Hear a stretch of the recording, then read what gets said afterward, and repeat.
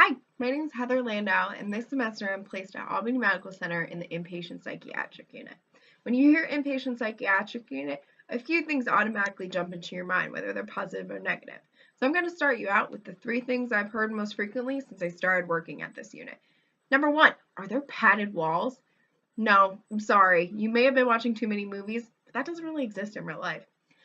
Number two, aren't you kind of scared to go to work? Some of these people seem like they could be violent. Some of the people I go to school with could be violent. Some of the people I work with, you never know. Having a mental illness does not automatically equate to being a violent person. Number three, what's the craziest thing that's happened to you? Every social worker has their story, but me working in an inpatient psychiatric unit does not automatically mean I have fun stories to tell you over lunch. Well, I might have a few, but still.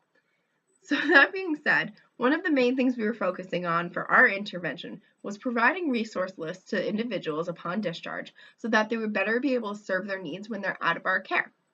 This was done through an intake assessment that determined what resources they've used previously, how they've used them, if they have used them, and if they haven't, why not. Some of the top things we found that stop people from using resources was number one, stigma. Number two, they didn't know what was out there. And number three, lack of transportation. There's inherently a lack of transportation for many mentally ill individuals that stops them from using great programs that could help them in the community. This is a problem we need to address as an entire social work community in general. Number two, the stigma.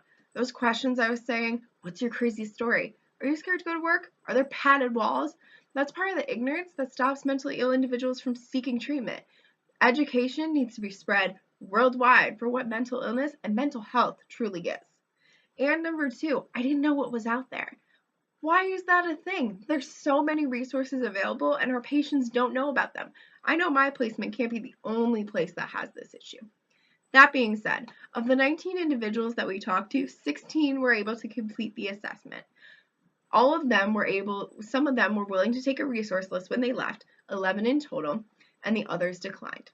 Of the 11 that we talked to that were able to take a resource list, all of them were incredibly enthusiastic and appreciative of the information that was provided. Because this is an exploratory intervention, we really have no way of tracking their utilization of the resource list.